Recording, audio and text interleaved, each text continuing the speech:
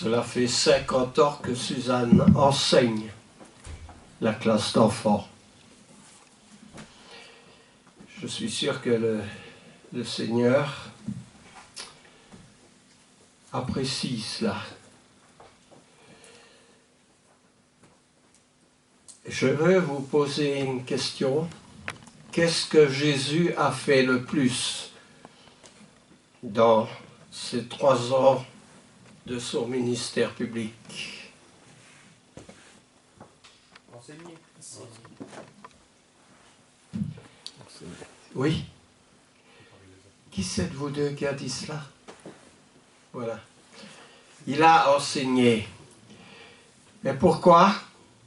Pourquoi il a enseigné? Pour préparer son église. Pour préparer son église, oui, j'accepte. Préparer les disciples à continuer son enseignement. Oui. Une autre raison? Et vous redites une bonne raison? Pour parler de son Père. Oui. Mais aussi parce que, et d'abord je salue les internautes, où qu'ils soient, en Afrique, aux États-Unis ou en Asie, nous savons que plusieurs écoutent d'aussi loin. Alors oui, Jésus a enseigné tous les êtres humains pour que son enseignement porte parmi toutes les nations. Il a dit à ses disciples avant de quitter la terre, allez par toutes les nations, prêcher la bonne nouvelle. Mais aussi parce que quelqu'un qui n'est pas enseigné aurait difficile d'être transformé. Il aurait même difficile tout court de faire autre chose. Vous qui avez des métiers différents, vous avez reçu des formations avant d'exercer ce que vous exercez. Et peu importe ce que vous exercez, si vous êtes un technicien de surface ou un professeur dans une école, à tous les niveaux, on doit être enseigné parce qu'on ne peut pas restituer ce qu'on n'a pas reçu. Mais aussi, il y a une autre raison qu'il faut enseigner, parce que dans notre corps, tel que Dieu nous l'a créé, nous avons un esprit, une intelligence, un cerveau qui a besoin de recevoir des informations. C'est logique, dans l'informatique, dans tout autre truc, on a besoin de recevoir des informations. Dans le ministère de la Justice, que ce soit du policier ou juge, il a besoin de recueillir des informations avant de prendre une position pour pouvoir appliquer ce que la loi dit. Alors, lorsque je me suis occupé pendant une période de ma vie des prisonniers, j'ai reçu aussi une formation. Et dans cette formation, ce qui m'a peut-être le plus sensibilisé, c'est que l'on a décrit l'état des choses comme suit. Je vais marquer 3 mots au tableau.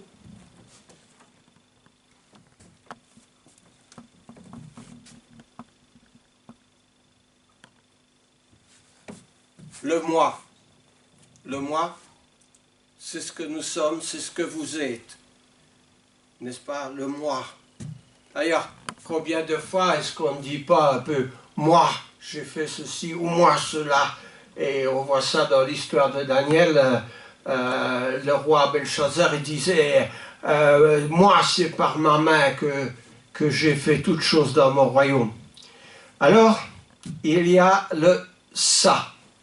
Oui, j'étais étonné quand je suivais les cours d'entendre ce raisonnement-là, mais il y a le « ça ». Alors le ça, c'est ce que nous, en tant que moi, nous voyons. Ça, le livre, on passe devant une vitrine, on voit ça. Et puis, très souvent, nous sommes conditionnés par ce que nous voyons, parce que nous désirons très souvent ce que nous voyons. Nous n'avons pas toujours la possibilité financière de l'acquérir.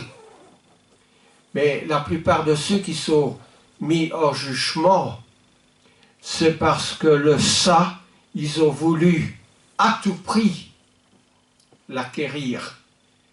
Et ils se sont mis dans l'effraction du vol, n'est-ce pas?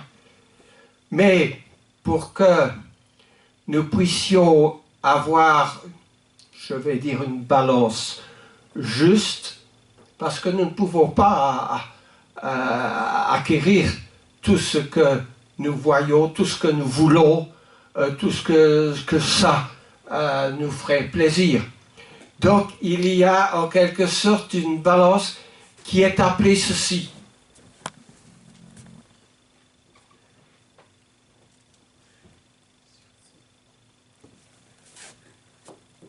Le surmoi.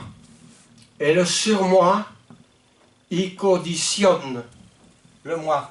Si le ça attaque le moi, il y a le surmoi qui intervient et qui dit non, tu voudrais bien ça, mais tu n'as pas les moyens. Tu veux ceci, mais n'oublie pas que ce que tu veux ne serait pas bon pour toi. On prend un exemple tout simple, des sucreries, quelqu'un qui est atteint d'un taux élevé trop de sucre, il y a le surmoi qui dit non, non, non, tu vas pas manger ça, ce serait pas bon. Ça irait à l'encontre des médicaments que tu prends, n'est-ce pas? Et alors on doit compenser par des médicaments. Mais c'est le surmoi. Eh bien, Jésus a beaucoup enseigné afin de nous donner le plus d'informations dans le surmoi pour que lorsque nous sommes en tentation, nous puissions, par la connaissance que nous avons reçue, être attentifs et nous dire non, non, non, ça c'est pas bien, ça il ne faut pas faire, ça c'est dangereux pour toi.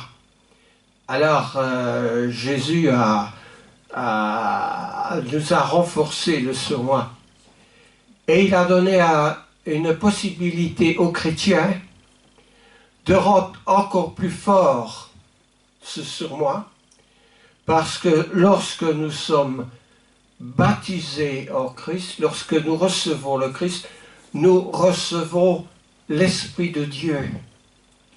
Et nous allons voir par l'Esprit de Dieu que nous ne voyons pas, comme le courant qui est dans le film, nous ne le voyons pas non plus. Mais il est réel lorsque nous touchons. Lorsque nous avons une télécommande pour ouvrir les portières de notre voiture ou pour allumer la télévision, nous voyons la télécommande, il y a un bouton, nous poussons dessus et il y a des ondes qui circulent.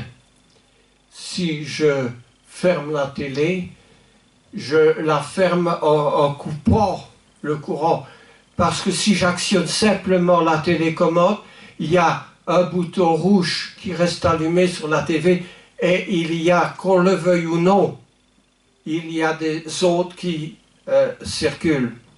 Je ne suis pas ici pour parler technique ni des ondes. Je parle de ce surmoi et vous allez voir où je veux en venir, et aussi avec des exemples pratiques.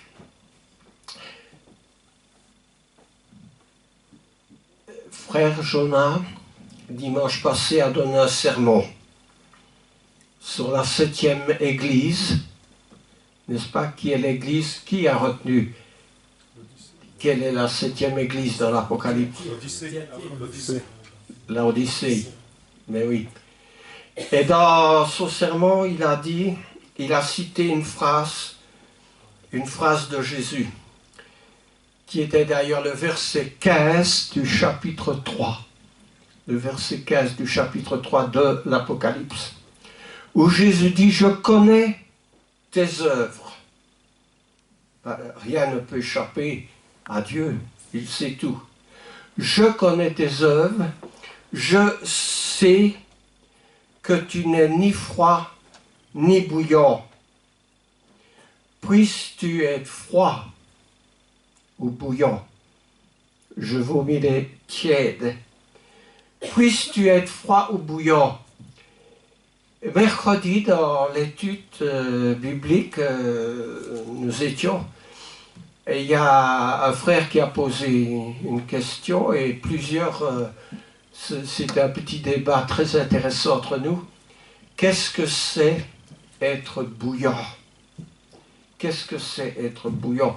On sait ce que c'est le bouillir, on met de l'eau dans un récipient, dans une bouilloire, on met cela sur le feu, le gaz, et évidemment il y a de la vapeur, ça bout, n'est-ce pas? Alors bouillant, on voit tout de suite l'action de bouillir, ça fait des bulles, ça remue, ça devient chaud. Mais le mot bouillant, parce que notre Bible originale est écrite dans le grec, c'est le mot zestos. Alors, qu'est-ce que le mot zestos, Z-E-S-T-O-S, veut dire? Il peut être rendu par un autre mot dans notre langue, qui est le mot fervent. Alors là, dans notre Bible n'est pas amère, elle nous donne beaucoup d'exemples de fervent. Comment peut-on devenir fervent? D'abord par la connaissance. Tous les cas où des gens qui sont fervents sont cités dans la Bible, c'était des gens instruits. Oh, je ne veux pas dire un diplôme de l'école technique ou quelque chose comme ça. Ils étaient instruits dans la voie du Seigneur. Ils étaient instruits dans la parole du Seigneur. Et ils sont devenus fervents. Eh bien, à ceux qui s'instruisent dans la parole du Seigneur, à ceux qui obéissent à la voix du Seigneur, dans le baptême, ils reçoivent l'Esprit de Dieu qui aide et qui aide beaucoup. Nous ne le voyons pas, encore une fois, comme nous ne voyons pas le courant, mais nous pouvons donner des exemples de gens qui étaient fervents. Il y a dans ces gens, il y a un certain Apollos. Ça vous dit quelque chose? Apollos. Hein? Dans le Nouveau Testament, n'est-ce pas, Apollos, nous le trouvons en Actes au chapitre 18, mais nous allons voir après. Alors, il y a beaucoup de choses qui travaillent. Il y a notre imaginaire aussi qui travaille, parce qu'on imagine, n'est-ce pas? Notre esprit imagine beaucoup de choses. J'ai écrit une fois une étude que j'ai donnée en prison et je ne sais jamais quand j'écris une étude si elle va être efficace ou pas efficace.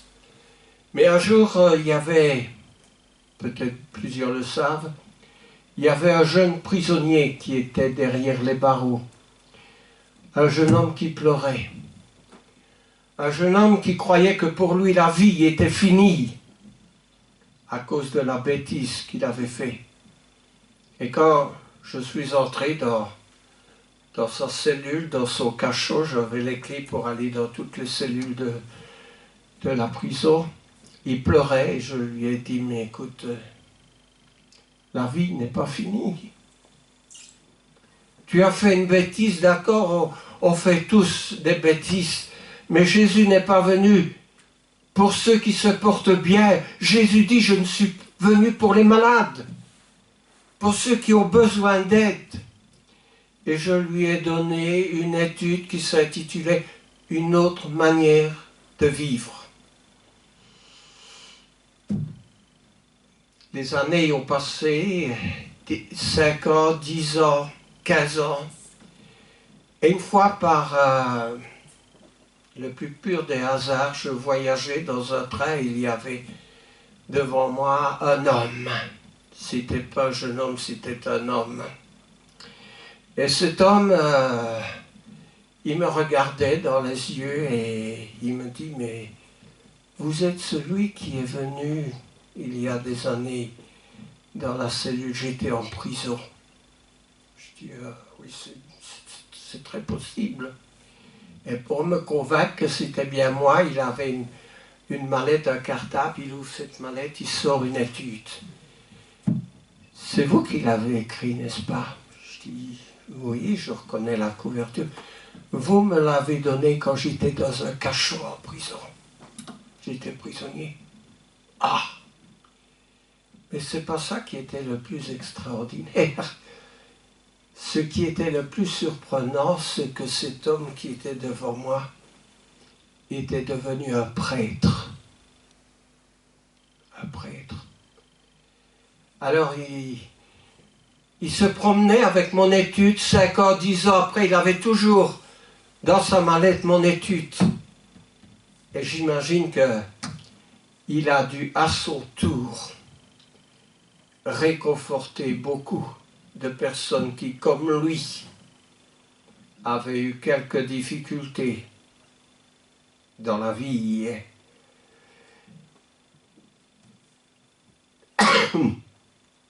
La volonté peut céder le pas à l'imaginaire. Je vais vous lire quelques pensées qui j'ai pris une page de cette étude. Plaçons une planche à faible hauteur du sol, sur laquelle nous nous déplaçons librement. Que cette même planche soit placée à une hauteur élevée, et malgré notre bonne volonté, il nous deviendra quasiment impossible de reproduire l'exercice que nous faisons quand cette planche est à même le sol. Nous marchons dessus, nous faisons des allers-retours, mais que cette planche à une certaine hauteur, elle nous donne la peur de perdre l'équilibre. Les débutants du vélo, de la bicyclette se cramponnent au guidon par crainte de la chute, que survienne un obstacle, et plus l'effort sera grand pour l'éviter. C'est sur celui-ci justement, sur l'obstacle, qu'il faut se diriger. Et la première fois que j'ai pris un vélo, je me souviens très bien qu'il y avait une palissade, je voulais l'éviter et je suis allé sur la palissade et je suis tombé. L'apôtre Paul dit, c'est pour en venir à ceci, j'ai le pouvoir, j'ai la volonté, mais je n'ai pas le pouvoir de faire le bien. L'apôtre Paul dit en Romains au chapitre 7, je ne fais point ce que je veux, et je fais ce que je hais. Il avoue surtout qu'il reconnaît que ce n'est pas cet être spirituel qui est en lui quand il le fait. Parce que dans son être intérieur, l'apôtre Paul dit « Je prends plaisir à la loi de Dieu ».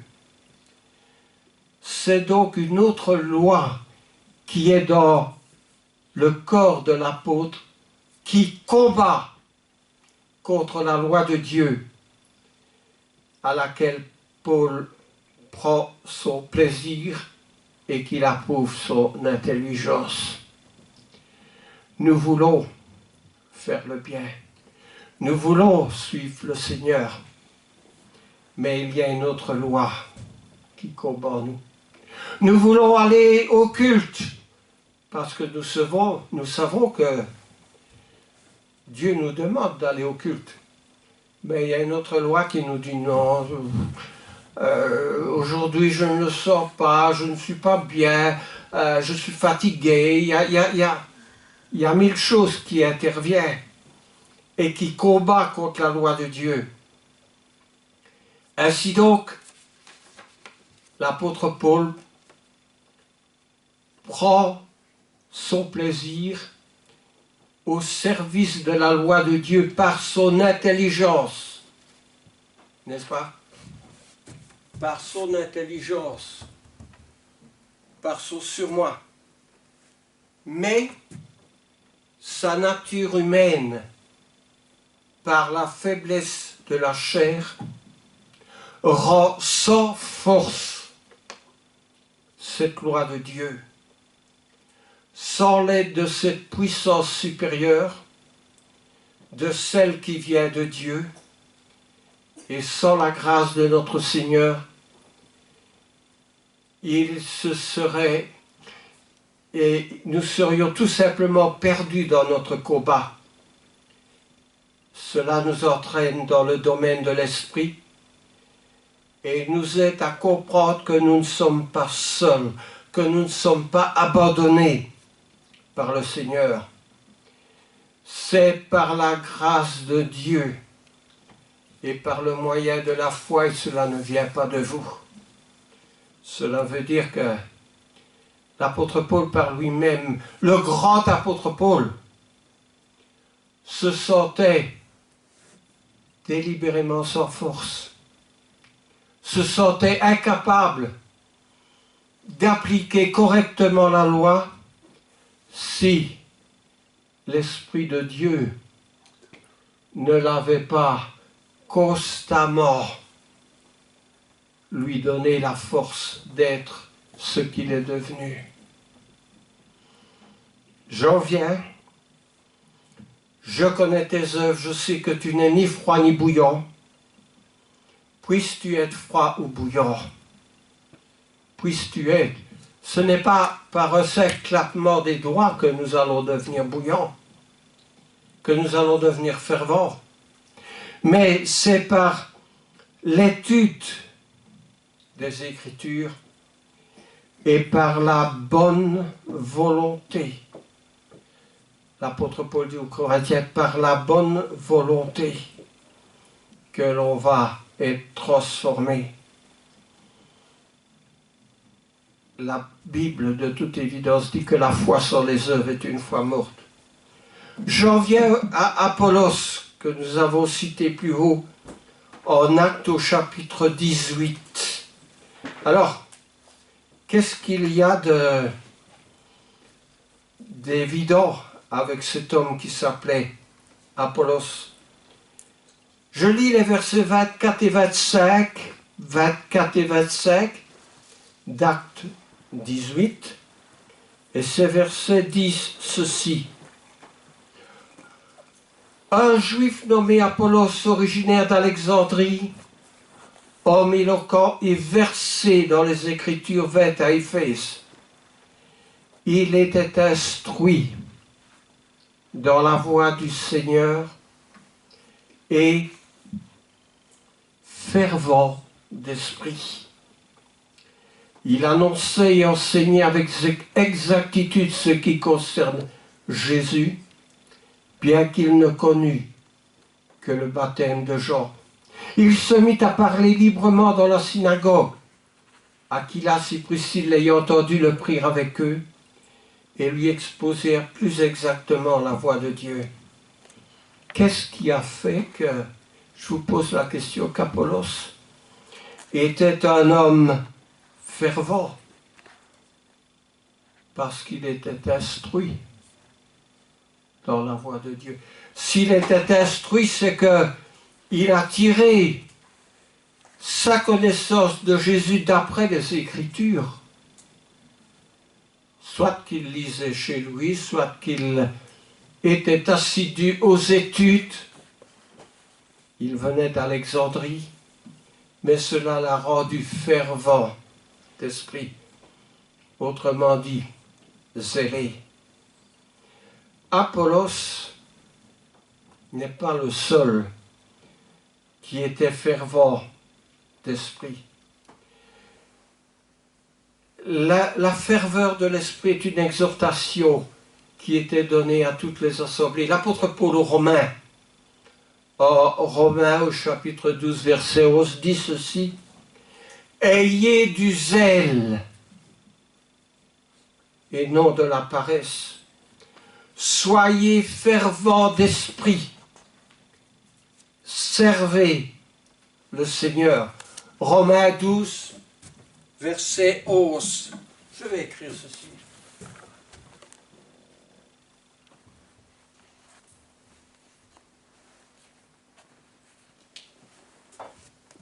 Qui peut le réciter encore une fois par cœur?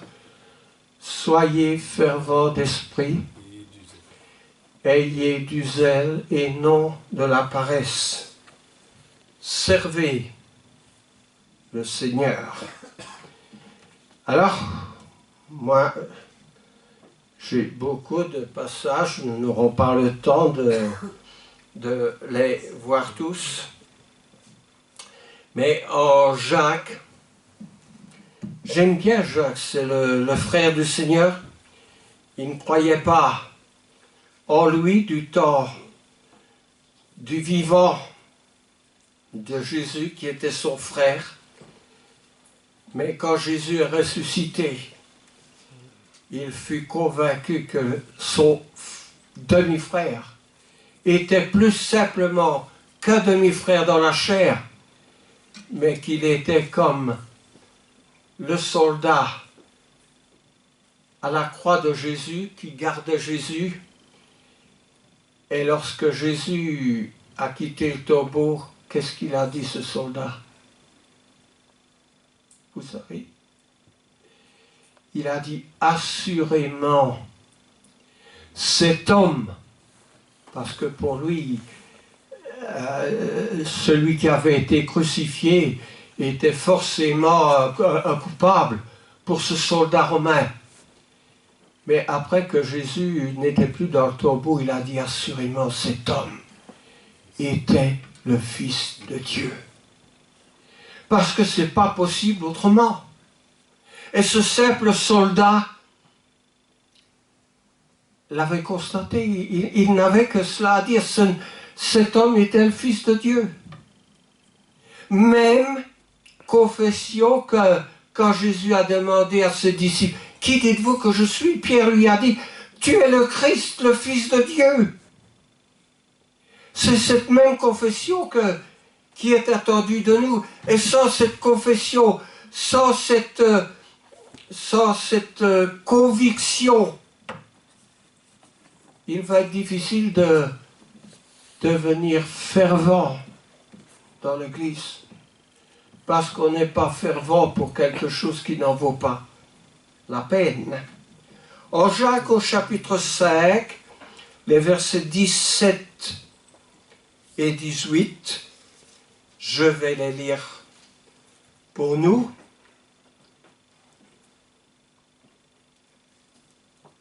Il dit d'abord la prière fervente du juste a une grande efficace. Qu'est-ce que ça veut dire la prière fervente? Eh bien, je reviens sur le mot ferveur. La prière fervente du juste a une grande efficace. Est-ce que nous prions pour quelque chose? Mais quelque chose qui est difficile, qui est presque inaccessible. Il m'est arrivé plusieurs fois des choses qui étaient inaccessibles par moi-même dans ma vie. Mais en demandant l'aide du Seigneur avec insistance, ces choses se sont accomplies. C'était la foi qui transporte les montagnes. Eh bien, nous allons voir ces deux versets. Quelqu'un parmi vous est-il dans la souffrance? Qu'il prie. Quelqu'un est-il dans la joie? Qu'il chante des cantiques. Quelqu'un doit-il passer des examens pour réussir à l'école ou dans son travail? Qu'il prie. Quelqu'un est dans la joie, qu'il chante des cantiques. Quelqu'un parmi vous est-il malade? Qu'il appelle les anciens de l'Église et que les anciens prient pour lui, en éloignant d'huile au nom du Seigneur. La prière de la foi sauvera le malade et le Seigneur le relèvera. S'il a commis des péchés, il lui sera pardonné. La prière de la foi sauvera le malade. Le cancer est une maladie. Seigneur, donne-moi la force de continuer mon ministère. Mais il ne fallait pas que je me drogue, que toute ma vie je sois un grand fumeur, parce que le Seigneur aurait eu difficile d'intervenir. Qu'il prie. La prière fervente du juste a une grande efficace. Élie, voilà un exemple de ferveur. C'était un homme bouillant. Était un homme de la même nature que nous. Il pria avec instance pour qu'il ne plût point, et il ne tomba point de pluie sur la terre pendant 3 ans et 6 mois. On connaît les 3 ans et 6 mois, les 42 mois, n'est-ce pas? Un temps du temps et la moitié d'un temps, qui signifie un grand moment. Et il ne plut point sur la terre. Il pria de nouveau, et le ciel donna de la pluie, et la terre produisit son fruit. Ceci est une histoire vraie. La Bible ne raconte pas des fables. Pourquoi est-ce qu'il dit ça, Jacques? Mes frères, si quelqu'un parmi vous s'est égaré loin de la vérité et qu'un autre l'y ramène, qu'il sache que celui qui ramènera un pécheur de la voie où il était égaré sauvera une âme de la mort et couvrira une multitude de péchés. La prière est synonyme de ferveur.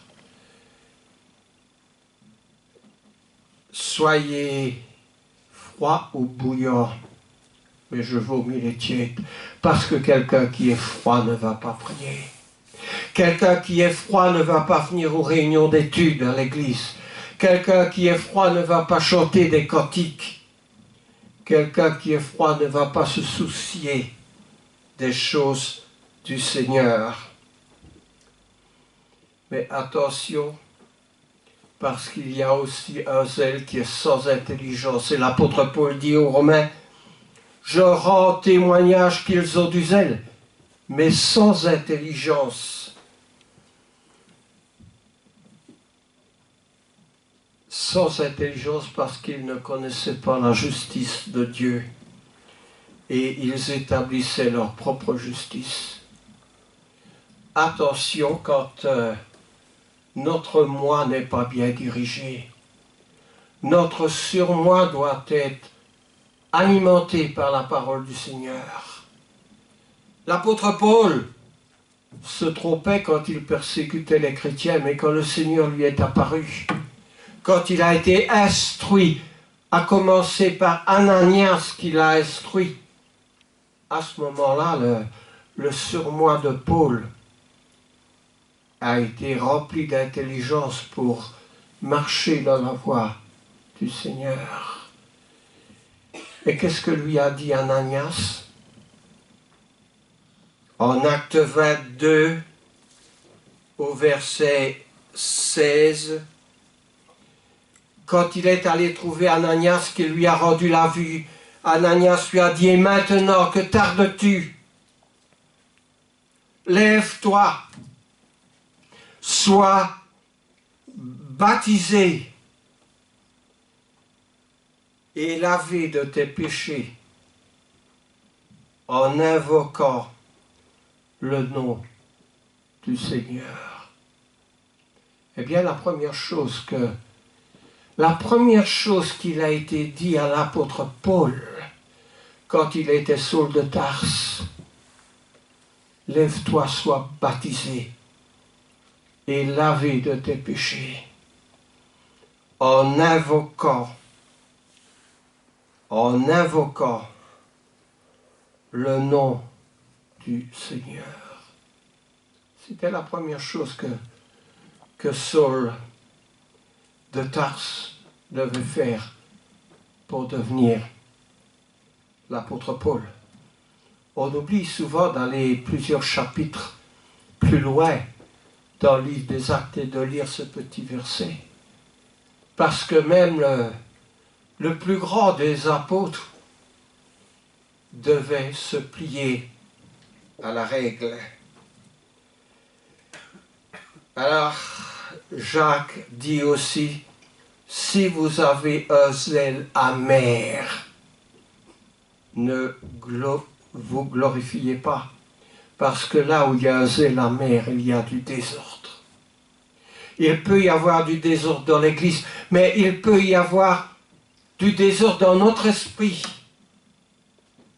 Et ça, c'est aussi grave que le désordre dans une maison, ou dans une société, ou dans une église. Le désordre dans notre esprit peut nous conduire à faire des choses qui sont désordonnées, des choses qui ne sont pas en harmonie avec la parole de Dieu. En terminant, je veux lire un verset que l'apôtre Paul dit aux Hébreux. Aux Hébreux, au chapitre 6.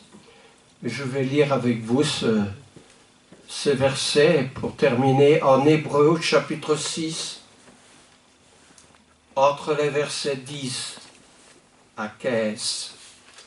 Alors, je lis.